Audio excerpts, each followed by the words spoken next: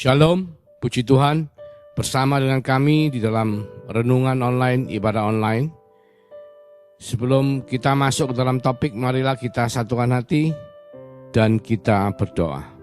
Terima kasih Tuhan Yesus, kami sebentar mau mendengar firman-Mu. Biarlah firman-Mu boleh menjadi berkat yang kekal dalam kehidupan kami. Karena kami tahu ketika kami menerima firman-Mu dengan hati yang terbuka, maka kehidupan kami boleh menjadi lahan yang subur untuk ditaburi kebenaran firman Tuhan. Karena kami percaya kebenaran itu akan menuntun seluruh kehidupan kami. Terima kasih Tuhan. Di dalam nama Yesus kami mengucap syukur dan berdoa. Haleluya. Amin. Puji Tuhan.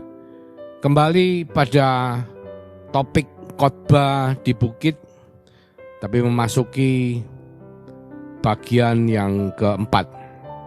Sebelumnya kita bersama-sama akan membacakan mulai dari Matius 5 ayat 1 sampai ayat 12. Ketika Yesus melihat orang banyak itu, naiklah ia ke atas bukit, dan setelah ia duduk, datanglah murid-muridnya kepadanya. Maka Yesus pun mulai berbicara dan mengajar mereka. Katanya, berbahagialah orang yang miskin di hadapan Allah, karena merekalah yang punya kerajaan sorga. Berbahagialah orang yang berduka cita, karena mereka akan dihibur. Berbahagialah orang yang lemah lembut, karena mereka akan memiliki bumi. Berbahagialah orang yang lapar dan haus akan kebenaran, karena mereka akan dipuaskan. Berbahagialah orang yang murah hatinya, karena mereka akan beroleh kemurahan. Berbahagialah orang yang suci hatinya, karena mereka akan melihat Allah. Berbahagialah orang yang membawa damai, karena mereka akan disebut anak-anak Allah. Berbahagialah orang yang dianiaya oleh sebab kebenaran, karena merekalah yang empunya kerajaan sorga. Berbahagialah kamu, jika karena aku kamu dicela dan dianiaya, dan kepadamu difitnahkan segala yang jahat. Bersukacita dan bergembiralah, karena upahmu besar di sorga. Sebab demikian juga telah dianiaya nabi-nabi yang sebelum kamu. Amin. Puji Tuhan. Kita masuk di topik pada hari ini, yaitu di Matius 5 ayat 6 dan Matius 5 ayat 10. Karena kedua topik ayat ini tidak bisa terlepas satu sama lainnya. Matius 5 ayat 6. Berbahagialah orang yang lapar dan haus akan kebenaran, karena mereka akan dipuaskan. Ayat 10. Berbahagialah orang yang dianiaya oleh sebab kebenaran, karena merekalah yang empunya kerajaan sorga. Jadi kalau kita melihat kedua ayat ini, ada satu persamaan yang kita harus jelaskan secara detail, yaitu mengenai kebenaran. Yang pertama dikatakan orang yang haus dan lapar akan kebenaran, itu akan dipuaskan. Kedua dikatakan bahwa orang yang dianiaya dan dicelah karena kebenaran, itu yang memiliki kerajaan sorga. Sebetulnya kebenaran itu mengenai apa sih? Kalau bahasa Yunaninya dikaiosune, itu mengenai kebenaran, justification, righteousness, kebenaran yang membuat orang itu bermoral, berakhlak dan terlihat benar di hadapan semua orang. Kalau di perjanjian lama, saudaraku, sebelum Yesus mati di atas kayu salib dan menyerahkan nyawanya dan bangkit pada hari ketiga, supaya setiap daripada kita yang beriman boleh beroleh keselamatan dengan hidup kekal bersama-sama dengan Dia. Maka righteousness atau kebenaran itu dikarenakan oleh perbuatan sendiri, atau kebenaran yang ditimbulkan oleh perbuatan baik kita sendiri, usaha manusia. Tetapi ketika Yesus mati di atas kayu salib, kematian Tuhan Yesus di atas kayu salib dan kebangkitannya membuat apa yang Dia lakukan itu menjadi sumber dari kebenaran setiap saudara dan saya yang beriman kepada Dia. Karena apa? Karena melalui pengorbanan Yesus, kita semua dibenarkan di hadapan Allah. Semua dosa-dosa kita diampuni, ditebus oleh pengorbanan darah Yesus di atas kayu salib. Jadi di perjanjian baru, righteousness atau kebenaran yang kita bicara adalah karena iman kepada Yesus. Perbuatan Yesus yang membuat kita semua dibenarkan di hadapan Tuhan. Jadi ada dua pengertian. Sebelum Yesus mati di atas kayu salib, itu adalah perjanjian lama. Dan kita bicara dalam konteks hari ini, apa yang Tuhan Yesus khotbahkan di atas bukit, kita harus aplikasikan dalam kehidupan kita. Juga dikatakan ada 4 bagian yang perlu kita jelaskan secara tuntas, yaitu apa? Yang pertama adalah lapar dan haus akan kebenaran. Yang kedua, dipuaskan. Jadi barang siapa yang lapar dan haus akan dipuaskan. Yang ketiga, barang siapa yang karena kebenaran dianiaya dan dicela. Yang keempat, merekalah yang punya kerajaan sorga. Kita akan menjelaskan setiap detail yang kita bicarakan. Kita kalau melihat lapar dan haus itu menunjukkan suatu kondisi yang aktif. Jadi untuk mencari kebenaran itu kita harus punya perasaan lapar dan perasaan haus. Jadi sesuatu yang aktif. Kalau di perjanjian lama kita mengerti bahwa setiap orang untuk bisa menjadi benar, dia harus melakukan kebenaran itu sendiri. Jadi dia harus menjadi aktif. Tetapi dalam perjanjian baru banyak orang percaya ketika mereka hanya beriman kepada Yesus Kristus sebagai Tuhan dan Juru Selamat, maka mereka diselamatkan. Padahal di sini jelas sekali Yesus di dalam khotbah di bukit mengajarkan kepada setiap daripada kita supaya kita mempunyai iman yang aktif. Bukan hanya kita percaya di dalam pikiran kita, tapi kita juga harus punya rasa lapar dan haus. Sehingga nantinya setiap orang yang punya rasa lapar dan haus akan kebenaran itu akan selalu dipuaskan oleh Tuhan. Kita melihat contoh di perjanjian lama, seorang tokoh yang luar biasa yang kita kenal sebagai raja daripada Israel, Daud namanya. Kita tahu cerita Daud ketika dia masih tinggal di rumah bapaknya, bahkan dia disuruh bapaknya menjadi gembala dari kambing domba yang hanya 2-3 ekor. Jadi dia memang sengaja oleh papanya ditaruh di padang gurun supaya apa? Supaya kalau ada binatang buas yang memangsa dombanya, maka Daud akan beresiko terbunuh. Dan kenapa saudaraku? Karena dia dipercaya bahwa dia tidak sama seperti saudara-saudara yang lain. Sehingga bapaknya merasa dia bukan anak kandungnya sendiri. Tetapi kita lihat di Mazmur Daud dikatakan bahwa banyak sekali ayat-ayat yang menunjukkan betapa Daud punya rasa lapar dan haus akan Tuhan, yang selalu rindu untuk mencari Tuhan. Di dalam pekerjaannya sebagai gembala di padang gurun, di mana dia hanya mengembalakan beberapa ekor binatang, beberapa ekor domba, tapi dia selalu berusaha mencari kebenaran firman Tuhan, selalu berusaha mencari apa yang kita kenal dengan kebenaran itu. Di Mazmur 119 ayat 92 dikatakan, sekiranya Tauratmu tidak menjadi kegemaranku, maka aku telah binasa dalam sengsaraku, kata Daud. Untuk selama-lamanya aku tidak melupakan titah-titahmu, sebab dengan itu engkau menghidupkan aku. Jadi Daud percaya bahwa firman Tuhanlah yang membuat kehidupannya menjadi luar biasa. Dikatakan di ayat 97, betapa ku cintai Tauratmu, aku merenungkannya sepanjang hari. 101 mengatakan, terhadap segala jalan kejahatan aku menahan kakiku, supaya aku berpegang pada firman-Mu. Jadi firman Tuhan atau kebenaran itu yang menuntun kehidupan Daud. Supaya apa? Dia tidak melakukan kejahatan. Di ayat berikutnya dikatakan, aku tidak menyimpang dari hukum-hukum-Mu, sebab Engkaulah yang mengajar aku. Betapa manisnya janji-janji-Mu itu bagi langit-langitku, lebih daripada madu bagi mulutku. Jadi Daud sudah merasakan kebenaran itu seperti madu di dalam mulut dia. Sehingga dia merasa dia wajib, dia selalu lapar dan haus untuk bisa mendapatkan kebenaran itu menjadi bagian dari kehidupannya. Di ayat 104 dikatakan, aku beroleh pengertian dari titah-titahmu, itulah sebabnya aku benci segala jalan dosa. Firman-Mu itu pelita bagi kakiku dan terang bagi jalanku, kata Daud. Aku telah bersumpah dan aku akan menepatinya untuk berpegang pada hukum-hukum-Mu yang adil. Aku sangat tertindas ya Tuhan, hidupkanlah aku sesuai dengan firman-Mu. Meskipun dikala dia merasa sesak kehidupannya, dia tetap mencari kebenaran itu dan berusaha membuat kebenaran itu menjadi bagian dari kehidupannya yang sangat penting.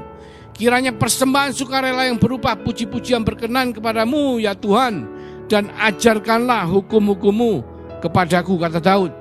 Bahkan ketika Daud jatuh ke dalam dosa dan dia ditegur oleh Tuhan melalui Nabi Nathan, dia sadar dan dia memohon kepada Tuhan, mengatakan, ya Tuhan, bersihkanlah aku daripada dosaku dengan hisop, maka aku menjadi tahir. Basuhilah aku, maka aku menjadi lebih putih dari salju. Biarlah aku mendengar kegirangan dan sukacita. Biarlah tulang yang kau remukkan bersorak-sorak kembali. Sembunyikanlah wajah-Mu terhadap dosaku ya Tuhan. Hapuskanlah segala kesalahanku, kata Daud. Jadikanlah hatiku tahir ya Allah, dan perbaruilah batinku dengan roh yang teguh. Jadi Daud sadar, saudaraku, bahwa dia sangat membutuhkan kebenaran itu untuk memulihkan kehidupannya. Dan dia sadar supaya Tuhan tidak meninggalkan dia, supaya kebenaran itu selalu ada di dalam kehidupan Daud, meskipun dia jatuh ke dalam dosa. Bahkan kita juga tahu bahwa Daud mengalami aniaya, mengalami celah oleh karena kebenaran itu. Kita tahu bahwa Daud dikejar-kejar oleh Saul, tetapi Daud punya 2 kali kesempatan bisa membunuh Saul. Dia bisa merobek punca jubahnya Saul dan berkata kepada Saul bahwa dia sebenarnya bisa membunuh, tapi dia tidak mau membunuh. Bahkan dia juga bisa mengambil senjatanya Saul.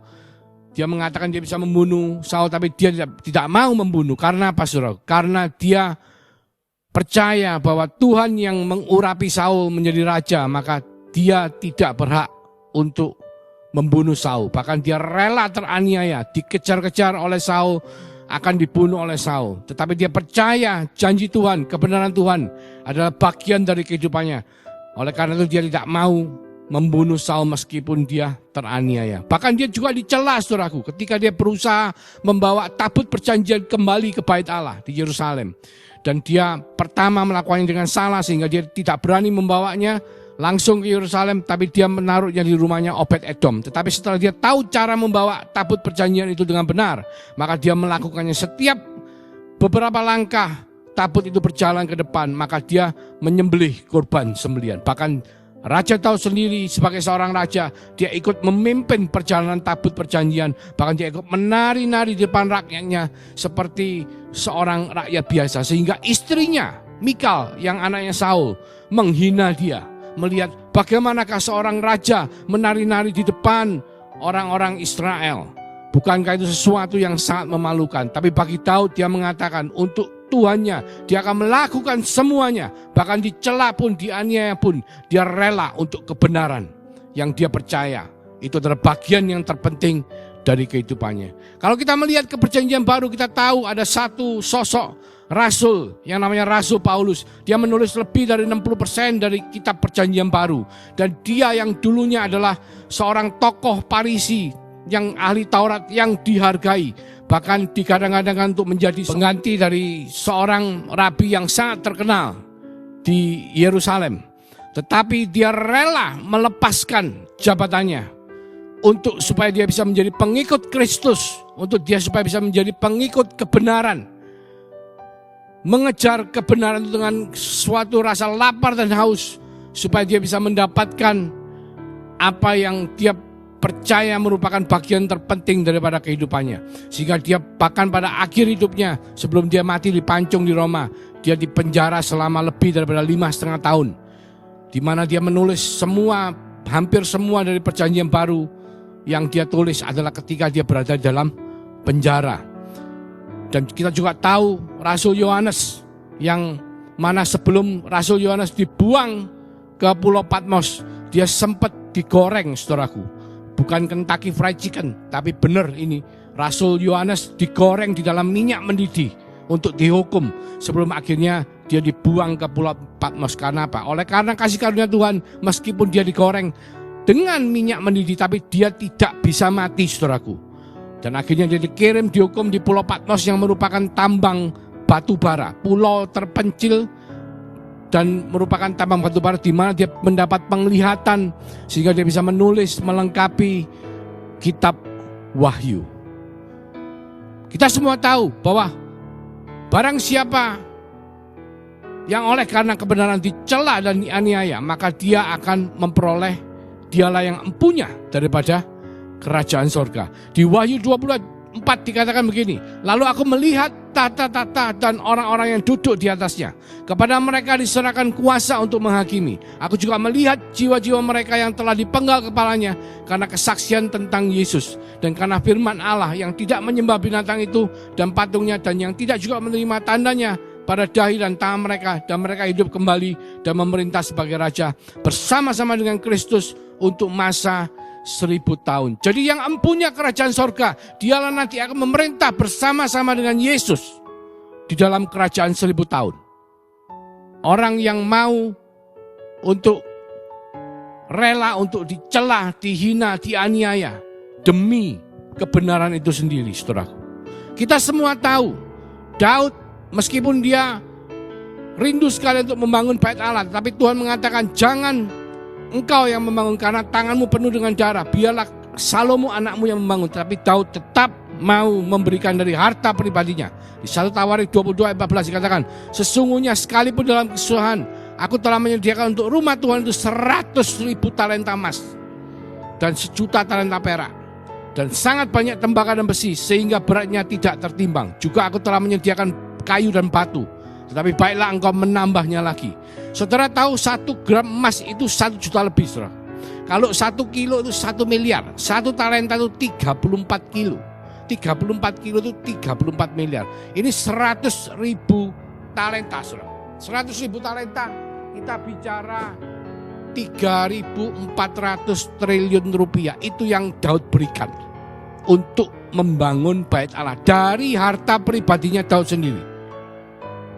Di luar perak, di luar tembaga besi dan kayu yang tidak bisa dihitung nilainya, dia menyediakan emas senilai 3.400 triliun rupiah untuk membangun bait Allah. Padahal dia tahu bukan dia yang disuruh membangun, tapi Salomo yang disuruh membangun. Itu adalah gambaran ketika seseorang mempunyai rasa lapar dan haus akan kerajaan sorga, akan kebenaran, maka dia dipuaskan. Ketika seorang punya rasa lapar dan haus, rela dicela dan dianiaya oleh karena kebenaran itu, maka dialah yang mempunyai kerajaan sorga. Karena kita semua tahu, saudaraku, bahwa melalui Daud, bait Allah, keturunan Daud membangun bait Allah di Yerusalem. Bahkan dari keturunan Daud, maka lahirlah Sang Mesias, Juru Selamat, Tuhan Yesus Kristus. Oleh karena janji Tuhan adalah ya dan amin. Dan dia mengatakan, berbahagialah mereka yang dicela dan dianiaya oleh karena kebenaran, karena merekalah yang mempunyai kerajaan sorga. Dan Daud adalah gambaran dari seorang yang memenuhi kriteria apa yang Tuhan katakan. Kita lihat kerajaan sorga, saudara. Kita dari tahu dikatakan bahwa di dalam kerajaan 1000 tahun, orang-orang yang dianiaya karena Kristus, mereka akan memerintah bersama-sama dengan Kristus. Tapi kita lihat lagi di Matius 5 ayat 20. Firman Tuhan mengatakan, maka aku berkata kepadamu, jika hidup keagamaanmu tidak lebih benar daripada hidup keagamaan ahli-ahli Taurat dan orang-orang Farisi, sesungguhnya kamu tidak akan masuk ke dalam kerajaan sorga. Jadi kita lihat bahwa ahli-ahli Taurat dan Farisi di Perjanjian Lama, mereka berusaha dengan kekuatan mereka, dalam ritual keagamaan mereka, dalam hukum-hukum keagamaan mereka, mereka berusaha untuk bisa masuk ke dalam kerajaan sorga. Tapi apa yang Tuhan katakan? Bahwa untuk bisa mempunyai kerajaan sorga, orang harus punya lapar dan haus akan kebenaran itu. Dan mereka juga harus rela untuk dianiaya dan dicela. Karena orang-orang yang seperti itu yang akan memiliki kerajaan sorga. Tapi kita juga tahu bahwa tanpa usaha, tanpa rasa lapar dan haus, untuk kita bisa selalu menjalankan keagamaan kita, untuk kita bisa selalu menjalankan iman kita di hadapan Tuhan. Karena iman tanpa perbuatan, kita semua tahu, adalah mati. Jadi ketika rasa lapar dan haus akan kebenaran itu membuat iman kita menjadi aktif, sehingga membuat kita rela untuk dianiaya, dicela. Seperti yang kita tahu pada hari-hari ini, bahwa ketika kita betul-betul hidup di dalam kebenaran firman Tuhan, maka hidup kita akan teraniaya dan dicela oleh orang lain. Tapi percaya firman Tuhan, ya amin. Berbahagialah mereka yang oleh karena kebenaran dicela dan dianiaya, karena merekalah yang empunya kerajaan sorga. Kita semua tahu, saudaraku, kerajaan sorga terkait dengan janji kedatangan Mesias untuk memulihkan kerajaan Israel pada waktu itu. Dan kita juga tahu itu adalah Mesias yang dijanjikan Tuhan di perjanjian lama untuk penggenapannya, supaya hubungan manusia yang dihilangkan oleh karena kejatuhan Adam di dalam dosa itu dipulihkan kembali oleh kedatangan Tuhan Yesus Kristus yang rela untuk mati di atas kayu salib, memberikan nyawanya dan bangkit pada hari yang ketiga, supaya barang siapa yang beriman kepada Yesus, maka kita semua akan beroleh pemulihan hubungan dengan Allah, atau yang kita kenal spiritualitas kita akan dipulihkan. Matius 5 ayat 6, khotbah di bukit mengatakan, berbahagialah orang yang lapar dan haus akan kebenaran, karena mereka akan dipuaskan. Di ayat 10 dikatakan, berbahagialah orang yang dianiaya oleh sebab kebenaran, karena merekalah yang empunya kerajaan sorga. Sudahkah kita punya rasa lapar dan haus? Sudahkah kita dicela dan dianiaya oleh karena kebenaran? Karena ketika kita sudah mendapatkan itu semua, maka kerajaan sorga adalah bagian saudara dan saya. Mari kita berdoa. Terima kasih Tuhan Yesus. Biarlah firman-Mu boleh termeteraikan dalam hidup kami, supaya kami menjadi baik, semakin baik, seperti janji firman-Mu. Supaya kami boleh punya rasa lapar dan haus akan kebenaran itu. Supaya kami boleh menikmati aniaya yang dan celah yang oleh karena kebenaran itu, supaya kami boleh menjadi bagian daripada firman-Mu yang mengatakan, kitalah yang empunya kerajaan surga. Terima kasih Tuhan, terima kasih. Kami mengucap syukur atas kasih karunia anugerah-Mu yang Kau limpahkan dalam kehidupan setiap daripada kami, sehingga berkat itu boleh Kau curahkan untuk menjadi berkat bagi bangsa-bangsa. Mulai dari hari ini sampai Yesus Kristus datang, bahkan sampai Maranatha, kami semua yang percaya di dalam nama Yesus mengatakan amin. Tuhan Yesus memberkati.